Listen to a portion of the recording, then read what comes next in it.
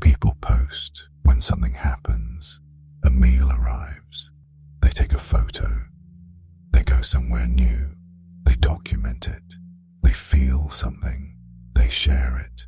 Before the moment even settles, it's already turning into proof. That's just how life is lived now. But you don't do that. You experience things, and then you let them stay where they are. No post, no caption, no need to explain what it meant to you. It's not that nothing happens in your life. It's that you don't feel the urge to turn every moment into evidence. While others ask, should I post this? You quietly think, why would I? And that difference, that small, silent pause, is where everything changes. Because in a world that treats visibility as existence, you are someone who exists without asking to be seen. And that raises a question most people never stop to ask. What kind of person doesn't need to prove they're alive? We live in an age where visibility has quietly replaced value, not officially, not out loud, but subtly. You see it in how happiness is announced, how success is displayed, how silence makes people uneasy. Birthdays feel incomplete without stories. Trips feel unfinished without photos. Even pain waits to be processed until it's explained. Somewhere along the way, being unseen began to feel like being behind.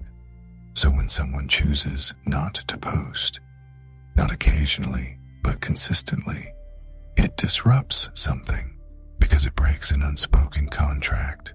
The contract says, if you're living, you should be showing. If you're growing, you should be proving. If you matter, you should be visible. And yet, some people opt out. Not dramatically, not rebelliously. They just disappear from the feed. You might be one of them. You open apps without the urge to contribute. You scroll, observe, notice patterns, but feel no pull to upload your face. You experience deeply, then let the moment pass without documentation. And it's not that you can't post. It's that something in you doesn't want to.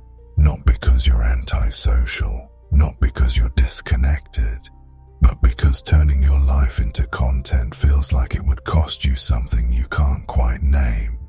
Most people never question that feeling. They label it shyness, insecurity, fear. But psychology tells a much more complex story. Silence in the digital age is no longer neutral. It's interpreted. If you don't post, people fill in the gaps. They assume disinterest, loneliness, stagnation. But silence isn't empty. For many people, silence is selective. It's not a lack of expression, it's a boundary. Because once you see how quickly the internet turns meaning into performance, you become careful about what you offer it. And that's where the psychology begins. For some people, not posting is the last remaining form of control they have. Control over how they're perceived, what parts of them are accessible, what remains untouched. Social media trains us to externalize our inner world, to flatten complex experiences into captions, to make identity consumable. But people who stay invisible online often resist that flattening instinctively. They don't want their joy reduced to likes, their grief reduced to reaction buttons, their growth reduced to before and after proof, so they keep their inner life intact. Psychologically, this aligns with lower self-presentational dependency, meaning your sense of self isn't heavily shaped by external feedback. You're not trying to convince anyone of who you are. You're trying to stay connected to it. Another trait appears again and again among people who stay invisible online. They observe more than they project. They notice tone. They read dynamics. They sense emotional undercurrents. Because when you're not busy maintaining an image, you're free to pay attention. And attention is power.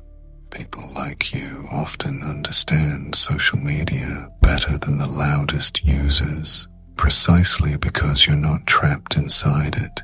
You see exaggeration, you recognize performance, you sense emotional manipulation instantly, not from cynicism, from distance. And for many quiet users, invisibility didn't come first, overexposure did. Many were once expressive, posted freely, explained themselves constantly, until something shifted. They noticed the pressure to outperform their last post, the anxiety of engagement, the emptiness after validation faded. They realized they weren't living anymore. They were documenting, so they stopped. Not because they stopped feeling, but because they wanted to feel without translating everything into something digestible. There's a psychological concept called psychological ownership, the sense that an experience belongs deeply to you. When you post, that ownership weakens. Moments become open to interpretation, comparison, judgment. People who don't post guard that ownership carefully. They want their memories unrated, unmeasured, untouched, not because they're selfish, but because they understand something quietly profound. Not everything survives exposure. Some experiences lose meaning when they're explained too soon. Social platforms are built on reward cycles. Post, wait, receive feedback, repeat. Each cycle releases dopamine, the same chemical involved in habit formation. Choosing not to engage with that loop isn't indifference, it's discipline. But silence isn't always peace. Some people stay invisible from confidence, others from exhaustion, from being misunderstood too many times. And that matters, because silence isn't one thing, it's a spectrum. Some quiet feels grounded, some quiet feels guarded. Both deserve compassion. For deeply perceptive people, social media can feel hostile, not because they fear being seen, but because they fear being simplified. They're not hiding, they're protecting nuance, and nuance doesn't compress well. There's an irony here. People who rarely post online are often deeply present offline. They listen fully, they speak carefully, they remember details, because they haven't exhausted their emotional energy performing. When you're with them, you get presence, not branding. Culture says privacy is distance, but psychologically, constant sharing can block intimacy.